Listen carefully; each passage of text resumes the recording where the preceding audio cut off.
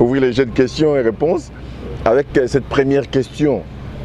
Pour vous, Kimbangu, Simon Kimbangu, Azanani. Donc je vous remercie pour la question. D'emblée, je peux répondre. Papa Simon Kimbangu a été un envoyé de notre Seigneur Jésus-Christ. C'est un prophète envoyé par notre Seigneur Jésus-Christ. Donc c'est un des premiers, si pas le patriarche de l'Église de la République démocratique du Congo. C'est-à-dire quand je parle d'un envoyé, c'est quelqu'un qui a été un messager.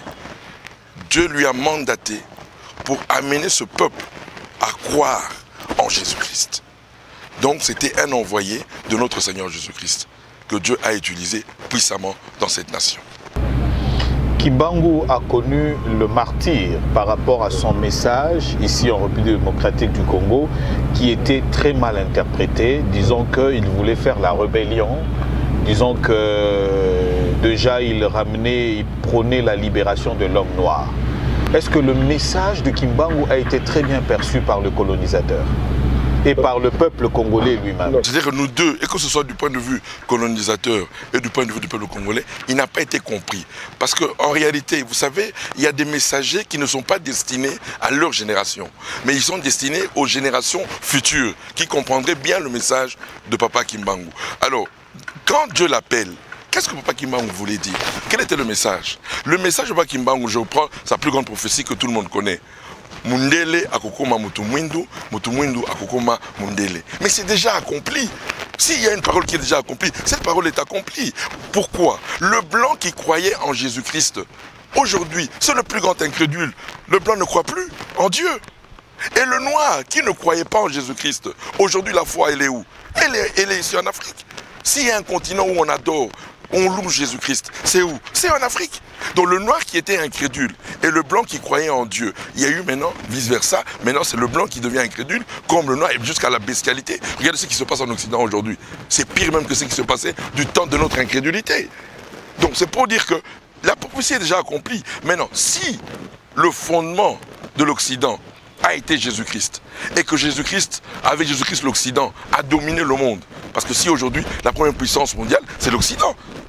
Qui a fondé cette société? C'est Jésus-Christ.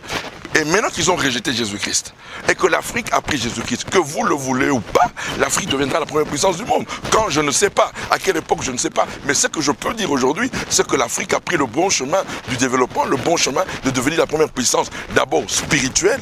On sera la première puissance spirituelle parce que les valeurs spirituelles aujourd'hui vont être défendues par l'Afrique parce que l'Occident a rejeté ces valeurs spirituelles.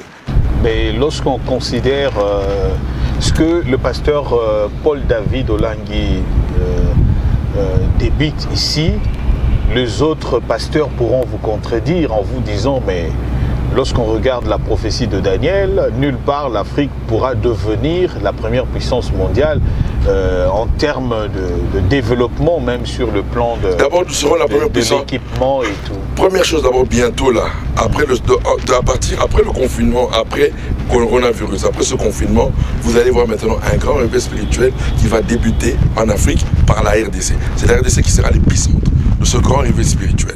De 2020, fin 2020 jusqu'en 2022, vous allez voir le réveil spirituel, comment Dieu va descendre dans cette nation, comment il va changer le cœur du Congolais. Qu'est-ce qui vous fait dire cela? C'est une simple conviction ou vous avez reçu une parole émanant de Dieu ou du Saint-Esprit? Ou c'est les prophètes Kimbangu qui vous révèlent cela? Non, le prophète Kimbangu ne me révèle plus. C'est le Saint-Esprit qui était en lui, qui continue à parler. Lui, il est dans la gloire. Aujourd'hui, il a retrouvé dans la gloire les papas. Mais d'où vient cette conviction? Cette conviction, c'est une relation personnelle avec Dieu. Vous parlez même des années, après coronavirus. Oui. Et en 2020, ça sera déjà un autre réveil. Il n'y a jamais eu de réveil. Il y a eu des réveils parmi temps. Et il y a généralement, toute nation connaît des réveils, plusieurs réveils, jusqu'à arriver maintenant comme j'appelle souvent, à l'apothéose de son réveil. Toujours. L'Amérique a commencé son réveil dès que les Américains sont allés aux États-Unis. Mais l'apothéose de ce réveil, c'est en 1906. C'est en 1906 quand le mouvement pentecôtiste a commencé aux États-Unis. C'est ça qui a fait entrer l'Amérique dans sa pleine destinée.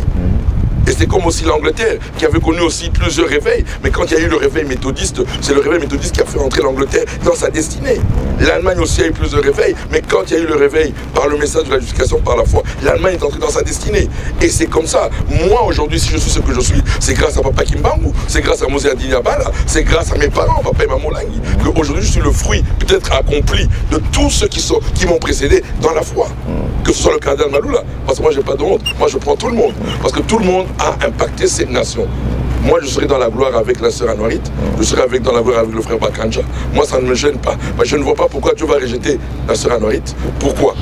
Lorsque le pasteur Paul David Olangui cite certaines personnalités religieuses, les autres pourront très mal l'interpréter. Quand vous parlez... je dis, ils peuvent mal m'interpréter s'ils ont atteint 100% de perfection. Celui qui peut me juger, qui peut me contredire, c'est celui qui atteint 100% de perfection. Mais à ma connaissance, il n'y a aucun homme qui atteint 100%. Vous soutenez l'œcuménisme? L'œcuménisme, je ne soutiens pas l'œcuménisme. Mais quand vous parlez des c'est-à-dire qu'on a un dénominateur commun. Oui, parce qu'on a un dénominateur commun. Il s'appelle Jésus-Christ.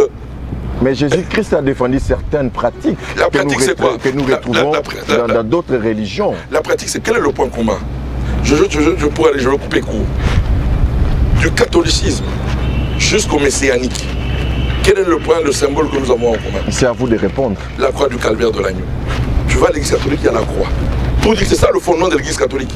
Peu importe ce qui peut venir, toutes les églises, toutes les institutions chrétiennes ont connu des imperfections parce qu'il faudra justifier l'agneau. Ce jour-là, dans la gloire, on ne sera pas là parce qu'on était catholique, on ne sera pas là parce qu'on était protestant, on ne sera pas là parce que j'étais pentecôtiste, charismatique, chrétien, combattant du ministère chrétien de combat spirituel, ou parce que j'étais kimbanguiste. Non, ce jour-là, le droit d'entrée, avais-tu cru en Jésus-Christ? Avais-tu cru que c'est par son sang que tu as eu droit à la faveur de Dieu? C'est cette question qui nous sera posée. Alors, voilà pourquoi Dieu a permis des imperfections dans chaque mouvement. Aucun mouvement n'a la perfection.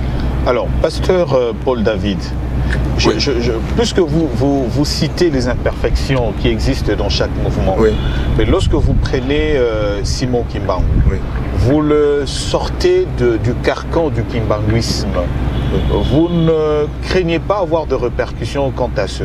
Non, je ne vois pas quel était le message de Papa Kimbangu. Papa Kimbangu, d'abord, revenons d'abord à son origine. Il s'est converti où? À l'église baptiste de Mongolotete, dans le Bas-Congo. Quel est le fondement de l'église baptiste? Le Christ. Le Christ. Christ sacrifié à la croix du calvaire, mort, ressuscité, glorifié. C'est ça le fondement de l'église baptiste. Et il ne pouvait pas manifester le Saint-Esprit s'il n'avait pas ce fondement. Ne peut manifester la puissance du Saint-Esprit que celui qui a ce fondement. Donc il avait ce fondement parce qu'il a manifesté la gloire du Saint-Esprit dans sa vie. Alors, dites-nous maintenant, puisque vous dites que l'année prochaine, c'est une année exceptionnelle pour la République démocratique du Congo, contrairement à ce que les gens ont prophétisé dans ce pays. Je voudrais qu'on prenne l'aspect d'abord de Papa Kimbangu, le centenaire. Quand vous aurez parlé de cet aspect, on pourra joindre l'aspect de certaines prophéties qui ont été données, que la République démocratique du Congo ne pourra pas atteindre son niveau élevé de développement, ainsi de suite, pendant cette période, pendant le quinquennal, je le cite, même du président de la République.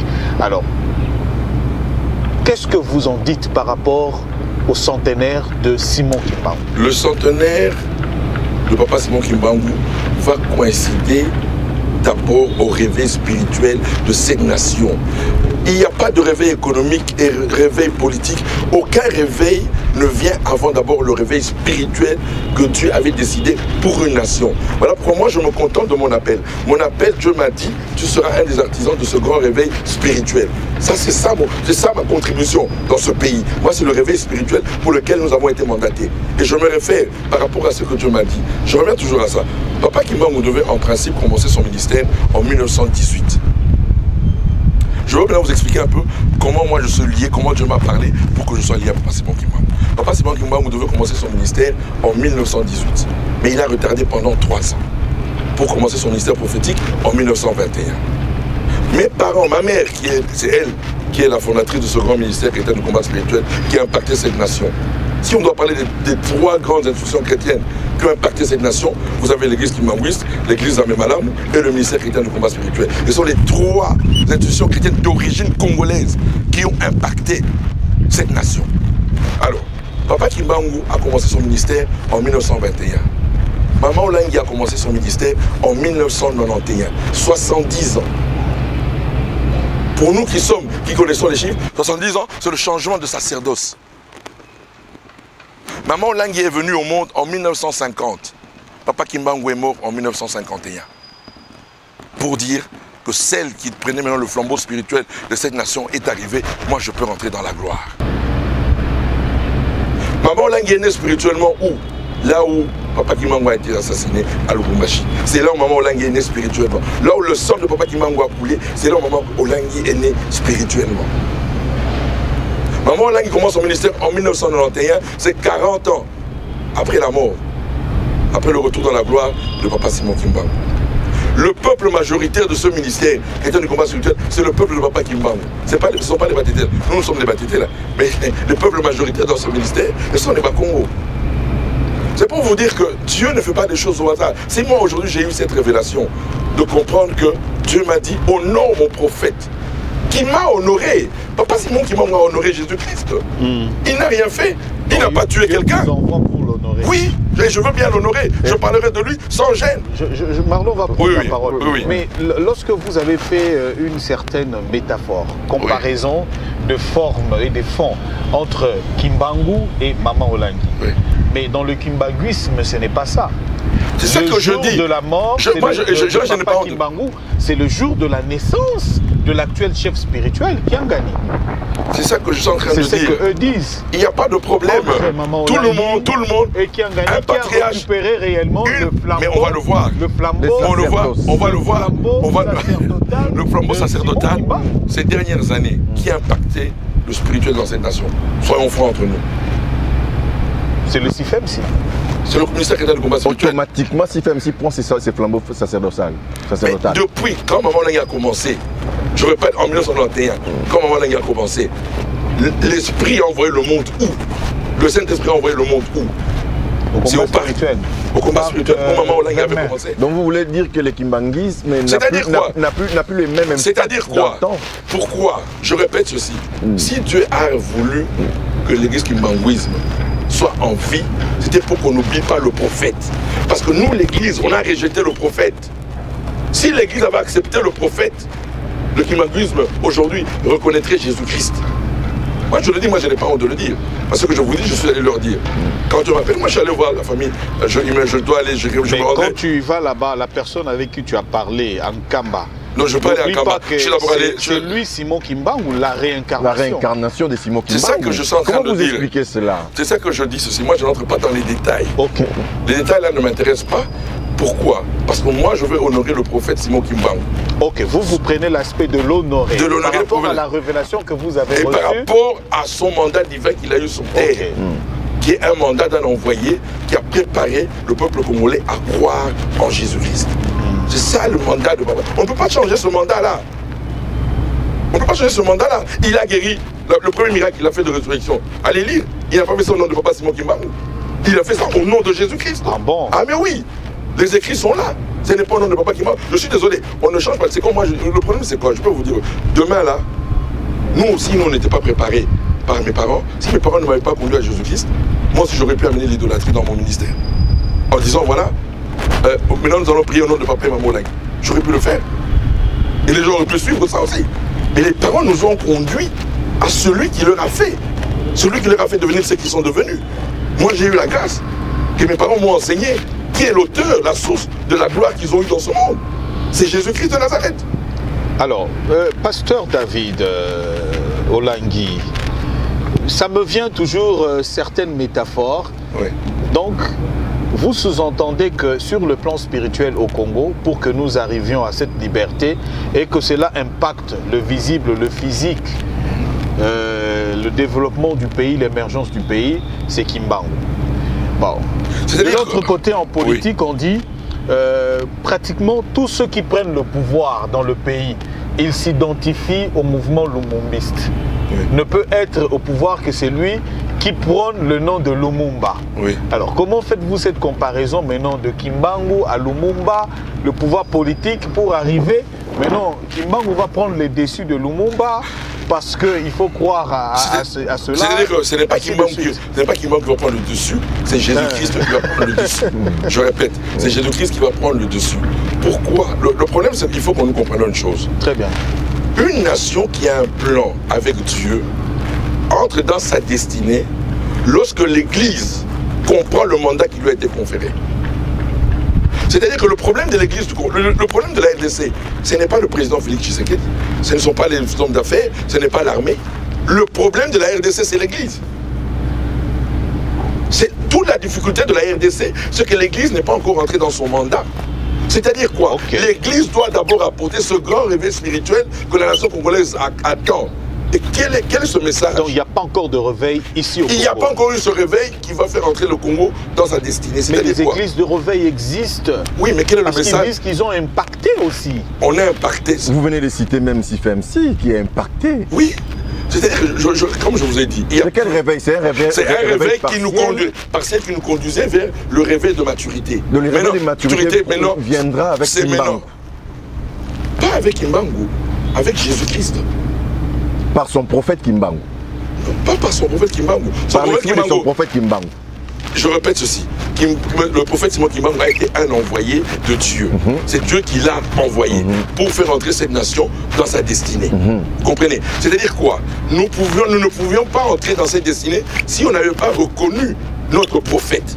Je répète ceci. Reconnaître notre prophète. Mais ce n'est pas à cause de notre prophète, mais c'est à cause de celui qui l'a envoyé. Quelle est l'église? On dit pas, ce n'est pas l'église qui m'a envoyé. C'est l'église de Jésus-Christ par son envoyé. C'est un envoyé. Mais comment expliquez-vous? Mais même on se contredit nous-mêmes. Allez voir. Terminez comme ça, moi je vous poser une question. Allez, mais c'est normal, moi là je suis encore là, ça me renforce encore, parce qu'eux-mêmes le reconnaissent, que c'est l'église de Jésus-Christ, par son envoyé, Papa Simon, le prophète, Papa Simon, qui parle. Donc c'est un envoyé. Comme nous aujourd'hui, comme Maman Olenga a été aussi un envoyé, comme Moussa Dina Balos a été un envoyé. Vous aussi. Comme moi aussi je suis un envoyé aujourd'hui. Comme aussi honorer Kimbangu. Je suis peut-être un des rares qui reconnaît, qui va honorer publiquement, comme je le fais depuis que je passe sur les plateaux, parler de lui sans gêne. Comme beaucoup de gens se sont gênés de parler de lui. C'est normal. Même nous, quand je reviens ici, le ministère chrétien du combat spirituel, au début, quand Maman et Papa Olenga ont commencé, tout le monde les a méprisés. Mais maintenant, l'impact qu'ils ont fait dans cette société, ils ont changé des vies.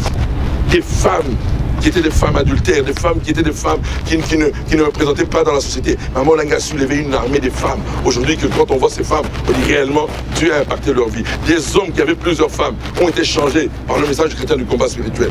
Ils ont impacté la nation. Allez voir ce que Papa Kimbangu a enseigné. Il a impacté la nation. C'est que tout celui qui a reçu un mandat, l'Église catholique a impacté la nation. Tout le monde a impacté la nation. Le docteur Chaomba a impacté la nation. Beaucoup de gens ne connaissent pas que le docteur Chaomba, qui était le premier président des églises, des églises protestantes de la RDC, avant Monseigneur Bokele. Tous ils ont impacté quelque part. En attendant que l'Église atteigne le réveil, atteigne la maturité du réveil spirituel, l'esprit de Simon Kimbangu vous a expliqué qui est Dieu, qui est le Saint-Esprit, qui est Jésus-Christ. Parce qu'ils se retrouvent tous en lui, selon les adeptes. Moi, je n'entre pas, c'est ça que je répète aussi. Moi, je n'entrerai pas dans ce débat. Vous vous limitez seulement à... Moi, je dis que c'est un prophète. C'est un prophète. Le même Saint-Esprit qui était dans Papa Simon Kimbangu, c'est le même Saint-Esprit qui a été retrouvé dans tous les serviteurs de Dieu de la ici. Il n'y a pas... C'est-à-dire que le problème, c'est quoi? La Bible est claire. On n'est pas là pour élever les hommes. On est là pour reconnaître l'action de Dieu dans les hommes. Mais on n'est pas là pour élever des hommes. Moi, je n'élève qu'une seule personne, Jésus-Christ de Nazareth, celui qui est venu en chair et en os, qui est venu et qui a payé le prix pour nos péchés, pour que nous entrions dans notre destinée. Et c'est celui-là que Papa Simon Kimbangu a prêché. C'est celui-là qui l'a prêché, c'est celui-là qui l'a enseigné. Sinon, on n'aurait pas dit l'église de Jésus-Christ par son envoyé, Papa Simon Kimbangu. Pasteur Paul David. Je répète toujours, les imperfections, nous les avons tous eues, quelles que soient. L'église catholique a eu ses imperfections. L'église protestante a eu ses imperfections. À un moment donné, nous sommes allés à l'extrémisme. Chaque mouvement est allé à l'extrémisme à un moment donné de l'histoire. Pourquoi? Et Dieu aime souvent l'extrémisme. Pourquoi? Pour que la vérité devienne normale. Chaque mouvement est allé dans l'extrémisme. Car chaque mouvement a eu une partie de Dieu. L'Église catholique a véhiculé un message. Les églises luthériennes, presbytériennes ont véhiculé un message. L'Église baptiste a véhiculé un message. L'Église méthodiste a véhiculé un message. Les églises adventistes ont véhiculé un message. Chacun a une particularité du message que Dieu lui donnait. Et pour que ce message soit établi, Dieu a permis l'extrémisme de ce message. Mais c'est ça la grande erreur. L'extrémisme te fait oublier les autres vérités. Voilà pourquoi maintenant nous arrivons au moment où le réveil qui va se passer en RDC, toutes les vérités seront rassemblées dans une seule vérité, la connaissance du Fils de Dieu, Jésus-Christ. Vous savez que ces messages est enregistré? Oui. Et que tout ce que vous êtes en train de dire, c'est enregistré aussi. Mais parce que, papa, tu sais... Nous sommes en 2020. Oui. Nous allons attendre 2 ans après pour voir les vrais réveils en République démocratique du Congo. Oui. Vous confirmez cela? Je confirme. Et il partira de la 17e rue. Ici, ici, là. Alors là où vous êtes à la scène de triomphe, ce réveil partira d'ici. Voilà. C'est un réveil qui va transformer la RDC. C'est-à-dire que ce réveil vient pour changer le cœur du Congolais. Le changement du cœur du Congolais, ce n'est pas par les lois. Ce n'est pas le politique qui va changer le cœur du Congolais. Mais c'est la vraie parole de Jésus-Christ qui va changer le cœur du Congolais. Et nous allons y arriver. Moi, je te dis que ce pays ne connaîtra plus de bars. Tu vois, le pays, la RDC ici, ne connaîtra plus de bars. Les bars là où les gens boivent, oui. Ce pays ne connaîtra plus ce pays ne connaîtra plus de prostitution. Écoute-moi ce que je suis en train de te dire. Écoute-moi très bien ce que je suis en train de dire. Ce pays-là ne connaîtra plus de corruption. Ce pays, la RDC que tu vois. Voilà. Moi, j'irai au marché avec ma voiture. Je laisse mon contact, j'arrive au marché, je laisse mon contact dans ma voiture, j'ouvre les vitres, je laisse mon argent. Aucun Congolais ne volera. Ah. Dieu fera ce miracle en RDC. Dans 2 ans. Je te dis, tu verras ce miracle. Toi, tu vivras, tu verras ce miracle. Tu vivras ce miracle. Maintenant, c'est cette gloire-là qu'on attend. Cette église qui va refléter maintenant la gloire de Dieu. La gloire de Dieu, ce n'est pas les prados. Cet évangile qu'on a voulu prêcher au Prado de Kembanzem. Non, la gloire de Dieu, ce n'est pas au Fanarama campagne au lobby au Kembanzambe. Non, non, Kembanzambe, c'est la présence de Dieu dans l'homme. Paul David, si vous pouvez avoir un regard sur l'objectif de la caméra et parler au peuple congolais de ce que vous avez reçu de Dieu et ce qui va s'accomplir certainement dans ce pays. À chaque fois que l'Église est tombée bas, Dieu suscite des messagers pour amener l'Église dans sa direction. Aujourd'hui, Dieu veut faire une nouvelle expérience dans son Église. Une nouvelle ère arrive dans son Église. La grâce que nous avons eue, c'est la RDC qui a été choisie pour cette nouvelle ère. Dieu a sillonné le monde. Chaque continent a véhiculé une pensée de Dieu. Je peux aller rapidement. Le continent européen que nous connaissons. D'abord, la première pensée est venue de Jérusalem avec l'église primitive qui a déployé le message du Christ avec puissance et onction. C'est ça que nous appelons le Nouveau Testament, qui est l'histoire de l'église qui a commencé à Jérusalem. Lorsqu'il a été rejeté en Israël, il s'est réfugié à Rome. Nous avons vu Rome sillonner le monde entier, annonçant l'évangile par l'église catholique. Lorsque Rome aussi s'est refroidi, Dieu s'est réfugié au Portugal et en Espagne.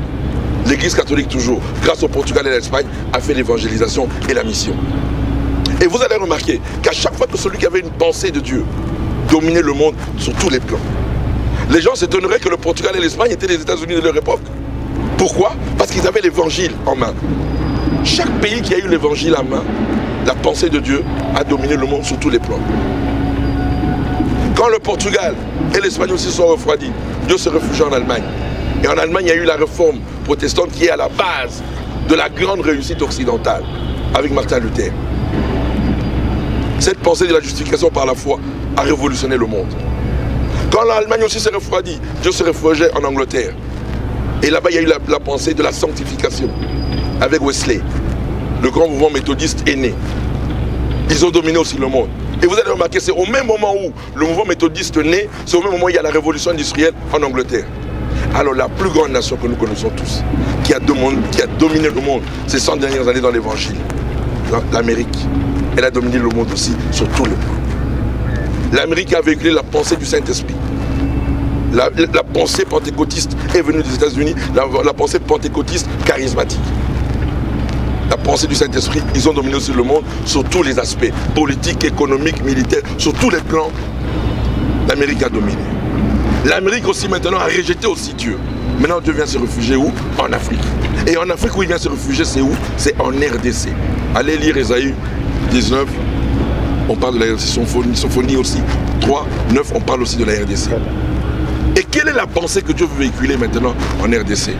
C'est la pensée de l'éternité. Et la pensée de l'éternité, c'est l'adoration. Voilà pourquoi nous sommes un peuple qui sait chanter, qui sait adorer, parce que c'est la pensée de Dieu. Donc nous arrivons maintenant dans cette pensée, l'adoration de l'agneau, qui est une des dernières pensées qui va révolutionner l'Église. C'est dans l'adoration que Dieu va transformer l'homme. Parce que là maintenant, vous ne faites que l'adorer, vous lui donnez ce qu'il aime. Dieu aime l'adoration et la louange. Il dit, ok, je vous donne aussi ce dont vous avez besoin, ma présence. Et c'est là où maintenant le Congo va changer. Nous allons entrer dans notre destinée. Et cette destinée, c'est la gloire. Première puissance spirituelle, première puissance économique, première puissance politique, première puissance technologique. Vous allez le voir ici en RDC. Merci, pasteur Paul-David Olangui. Merci à Marlon Katiamou dans la co-présentation de ce premier numéro.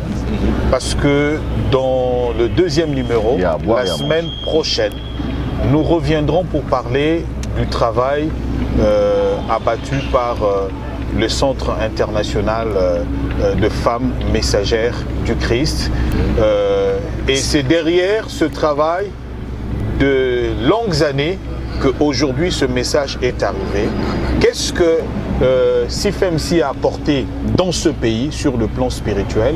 Nous allons en parler et c'est là que nous déboucherons également à votre message. Rendez-vous à ne pas manquer la semaine prochaine avec le pasteur Paul-David pour parler du travail de CIFMC durant ces 2 décennies ici en République démocratique du Congo. De 91 au